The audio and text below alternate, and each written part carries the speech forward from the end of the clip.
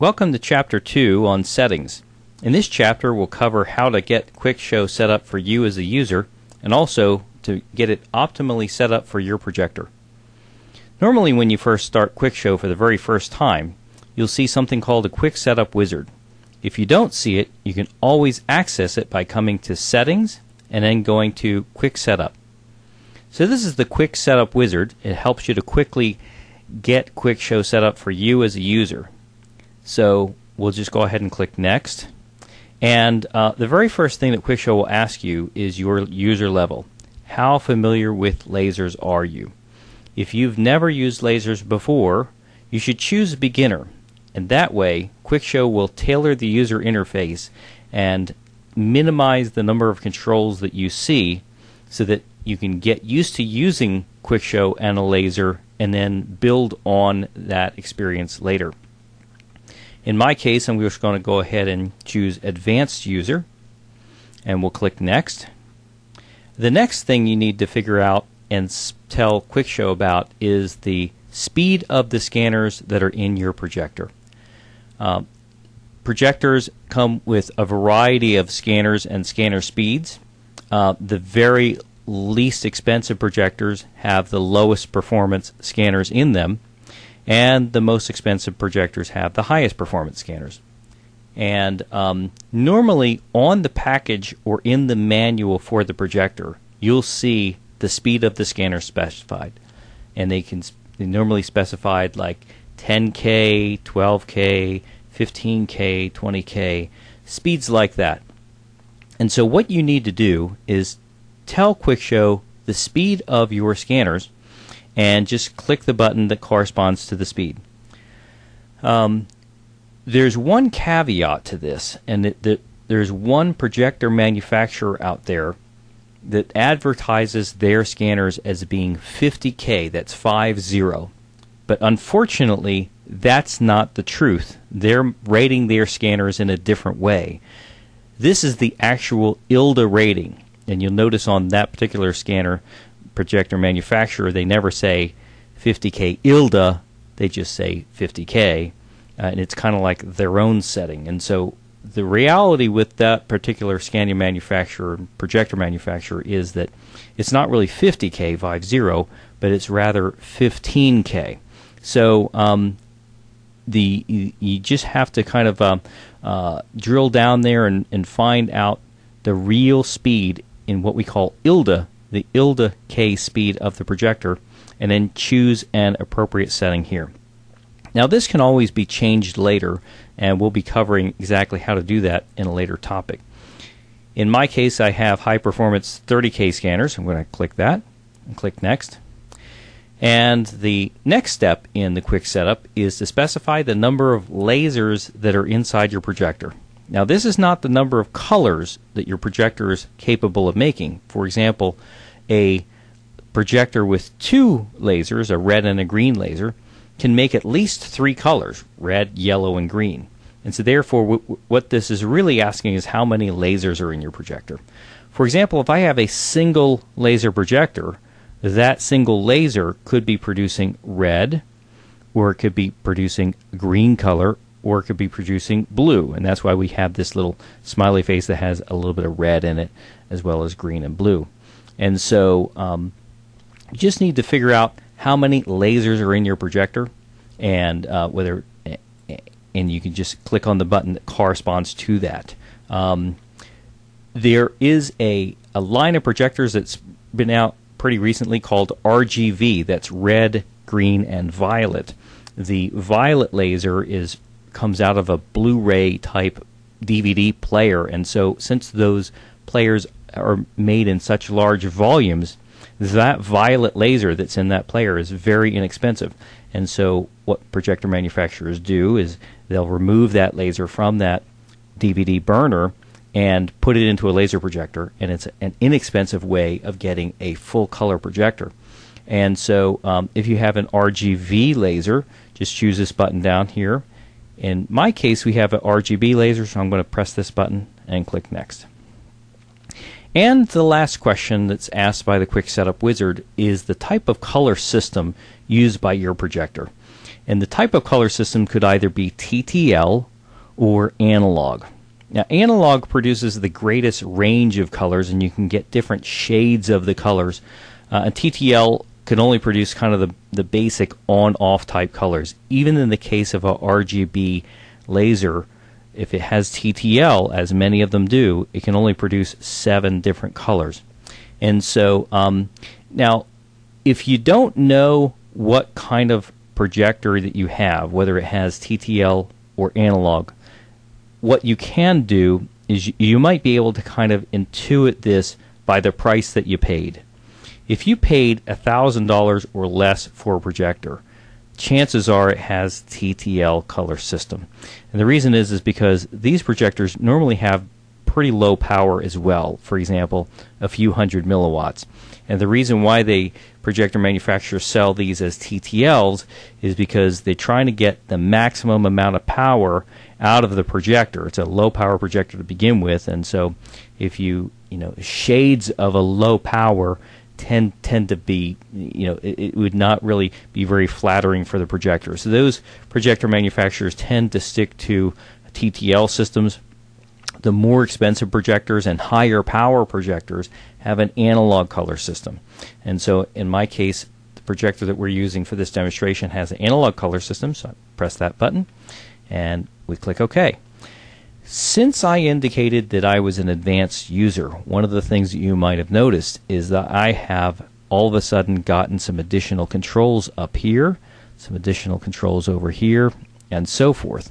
And that's one of the things that Quickshow will do when you inform it that you're a beginner or an intermediate user or an advanced.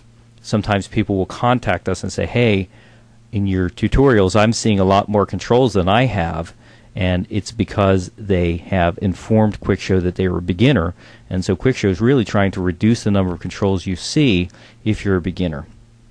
And so now that Quickshow has been set up, what we could do is just start poking around on the controls, but the best thing to do next is to actually go to the projector settings and do some follow-on settings for the projector.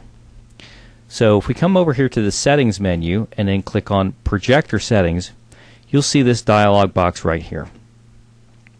And when I click show it now, this allows me to show test patterns here, and clicking on this slider over here, we can indicate which test pattern we're going to see. And this includes kind of the most popular test patterns. And what Quickshow allows you to do is, in this area here, I can control the size and the position of the projection. And it starts off by default as about half size, so that just in case your projector, we don't want to overload your projector without knowing any better, so we started off pretty small.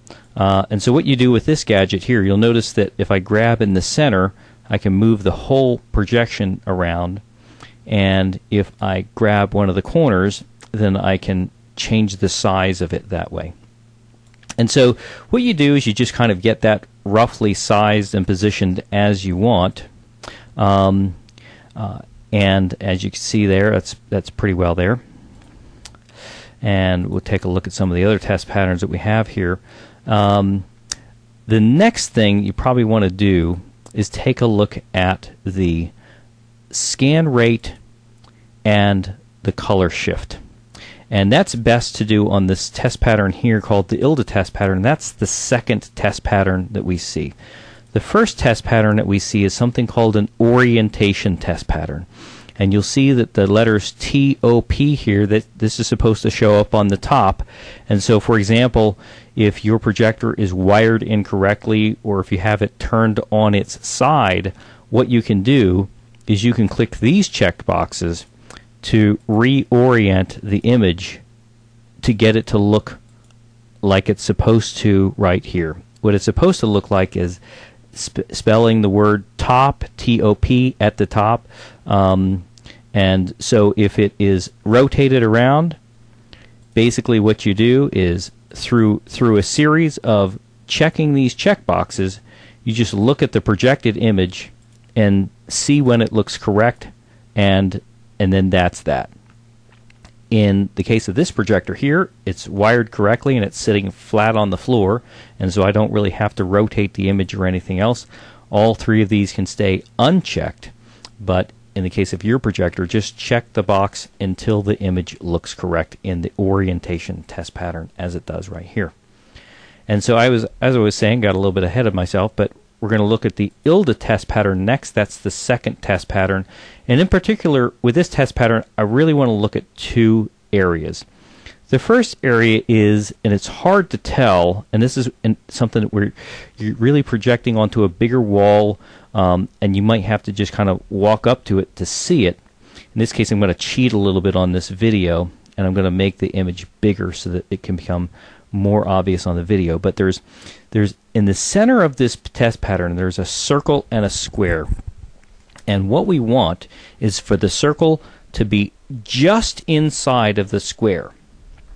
So it might be a little difficult to see on that video, but for example, if I change the scan rate slider here, and if I move this slower, what we see is that the circle gets bigger. And you don't really want the circle to be bigger than the square. You want the circle to be just inside the square. You also don't want the circle to be substantially smaller than the square either. You really want that circle to be basically just touching the outsides of the square. Now, in this case of this projector, we have 30K scanners, so by adjusting this to 30K, we can get the circle to touch the square. The second area of the ILDA test pattern that we want to take a look at is this kind of just below the letter Y here. It is this area here that I'm pointing to with a laser pointer. It looks like kind of like a letter Z to me. There's a line that goes across, and there's a line that goes down, and then another line that goes across the rest of the way. As we move the color shift, what you'll see is that the area, kind of the break in between those two lines, shifts around. If I move the color shift slider to the left, that break in the lines moves to the left. If I move the color shift slider to the right, that break moves to the right. Where you want to get it is right so that the break in that line goes straight down that vertical portion of the line, so it forms a little letter Z there. And it could be that you just can't get it perfectly, and that's okay. Just get it as close as you can to being making that letter Z like that. So once you've done that, you will have adjusted the scan rate and the color shift on the projector, and what you want to do is just adjust the size of the image so that it's just about the area you want, about the area of your screen. You know, and that's kind of the quick setup. For a lot of people, that will be that, and you just click OK, and you can just start clicking on the images and starting the different things.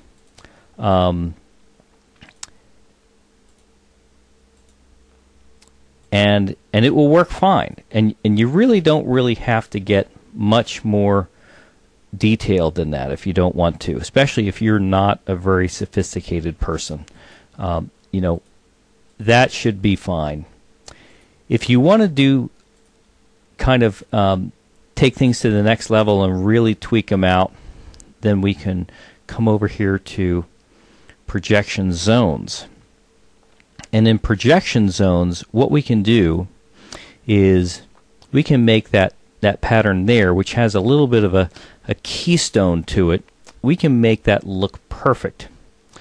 And so to do that, what we'll do is I've just clicked this Show Test Pattern button, come over here to the Geometric Correction tab, and what I'm going to do is make it a bit smaller, and then come down here to Keystone. Keystone is the most common geometric correction that you will need. And when I go to Keystone, you'll notice that we've got these two sliders here. And one way to think about these sliders is that the pattern is going to get bigger in the area that I move this slider. So since in the video projection my image is smaller on the bottom than it is on the top, because I've got my projector pointing upward at the screen, and because of that it makes the image smaller on the bottom. What I can do is I can make that image bigger on the bottom and make it square by moving the slider downward. That makes the image that I'm outputting to the laser bigger, but since the projection is upward, what happens is it winds up correcting what the people actually wind up seeing. So I can move this slider downward to try to make that square. That looks pretty good. And another slider that I could adjust if I really want to get this thing tweaked in is something called pincushion. Now, pincushion corrects for curved lines. And so if I move this slider here, you'll notice that I can curve those lines upward and downward. In the case, the top and bottom lines look pretty well, but the left and right side lines look like I can adjust that a little bit. And so with just a little bit of correction there, we can get the video, the image that you see on the video, and that is the image that people are seeing when they look at it, really looking perfect.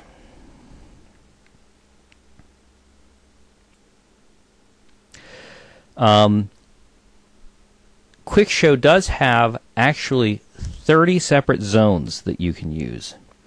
In most cases, people who just get Quickshow and only have a single projector will only use a few of these zones. In fact, the scanner number, what we call the scanner number, is really the projector number that's connected to your FB3, is shown in this area here. So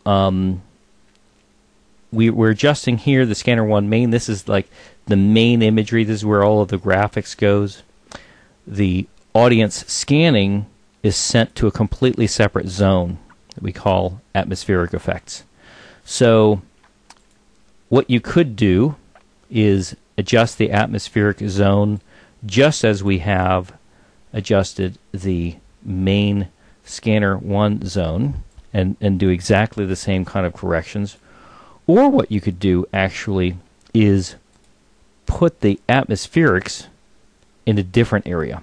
For example, what we can do is reduce the size of this and then move the position upward so that this, anytime we send laser information to the atmospheric zone, for example, the normal audience scanning effects that come from Quickshow, these will appear over the heads of the audience now. But if we want to, we can bring that back down, make that bigger, and adjust that, like I said, just sort of in exactly the same way as we did the graphics. And in fact, what we can do is, for example, we can have the atmospherics, that is the audience scanning, completely projected over the area of the people. But when we come to the graphic portion, we can make that smaller and above the heads of the audience, projecting onto a projection screen or something like that. So that's really what projection zones is all about. It's about projecting things in a particular area for a particular purpose.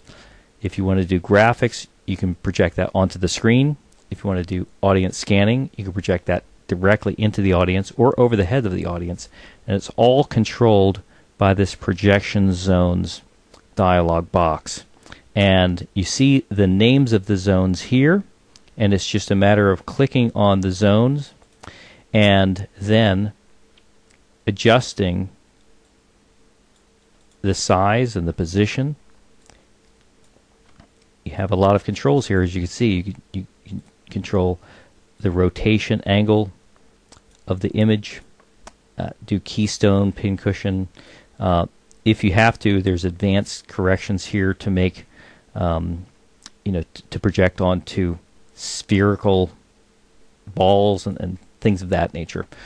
Project around hemispheres and soda cans and things like that. So you have really a lot of controls here, and you can't really hurt anything. It's just a matter of clicking on the controls, moving the sliders, see what they do, and optimizing the image to make it looking perfectly. And so that's projection zones. So once again, the process is that you go to Quick Setup, indicate the type of projector that you have, the type of color system, go to projector settings to adjust the orientation, size and position, and set up for the speed and color shift for your projector, and projection zones to get the geometric correction of the image looking just perfect for your projection screen. Now there's one last step to really getting the projector optimized and getting Quickshow really optimized for the projector. And it has to do with the color system. And one of the things you see is that really just starting up Quickshow and going through the Quick Setup wizard, you could start projecting images and it will be okay. It may not be perfect, but it'll get a colorful display and be pretty much on the screen. But just like you can really get things looking geometrically perfect with projection zones, there's another thing that you can do to optimize the color systems, and it's coming over here to this color settings tab. When you indicate to Quickshow that you have a 3-laser projector or a 2-laser projector or a single laser projector, what you're really doing is telling Quickshow about how to set this particular area up.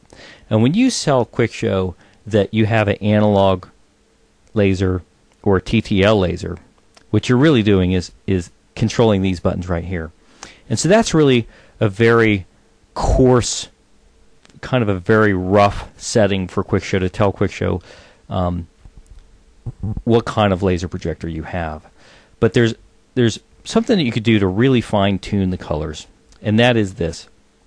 If you've got a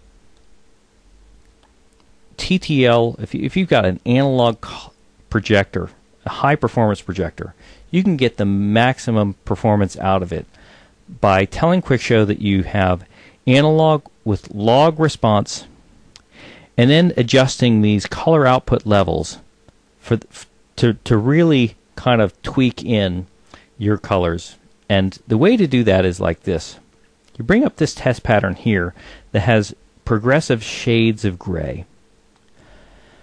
Select analog with log response, and then move these sliders one by one, minimum red, minimum green, and minimum blue, to make it so that the very bottom circle here, it's barely visible on the computer screen, is also barely visible on the laser. In this case, on the laser projector, they're completely gone.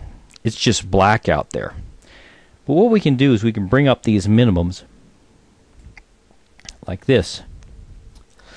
And what you'll see is that it gets brighter and brighter and brighter. And we don't want to get it too bright like that. But what you want to do is set that minimum up so that that very first circle there is barely visible, like completely barely on. And in the video, you may not even be able to really see it, but it is there. So you do that for each one of these lasers, the red, the green, and the blue. For the green, I'm going to bring that up like this. And for the blue, bring it up like this. And what you start to see is that the shades of gray on the video, that is on the real laser output, really starts to match the shades of gray up here in this projection. And when I've done that, what I've done is, when we take a look at the dark colors here, we also see the dark colors on the video, just like it is up here in the test pattern. We take a look at the fully saturated colors up here.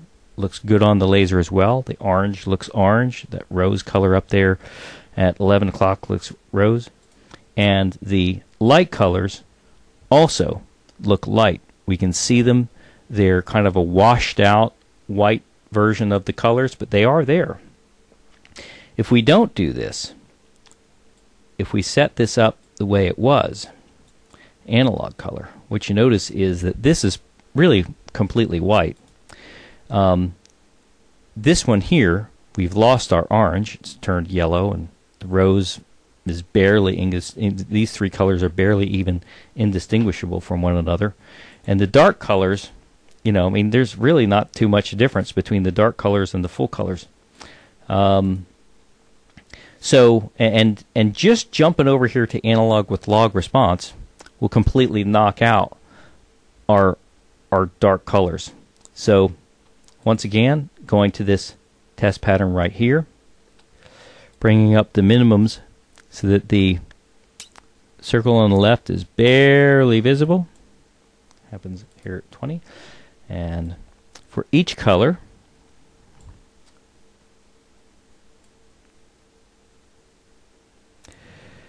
and we also have maximum sliders too. So for example, if you have a projector that has a particularly high power green laser, and the green tends to overwhelm everything to the point where you're not really projecting white, but you're projecting a minty shade of green, what you could do is actually bring down that green level and possibly get better colors that way. So for example, what I might do is bring down this green level to here, and might actually have to revisit this low level again. But once you get all this looking right in the grayscale, then your dark colors, medium colors, and light colors should all look good. And this test pattern here should also really look like it does on the computer screen. So this pretty much concludes setting up Quickshow in the settings. We've set up the user interface using the quick setup. We've set up the projector, the actual orientation, the projector speed using the ILDA test pattern, and the color using the various color test patterns. We've set up the projection zones to get the best looking grid, and also possibly moving around projection zones to make the audience scanning beam effects either above the heads of the audience or within the audience, so forth. So this concludes the settings tutorial. Look forward to the next tutorial.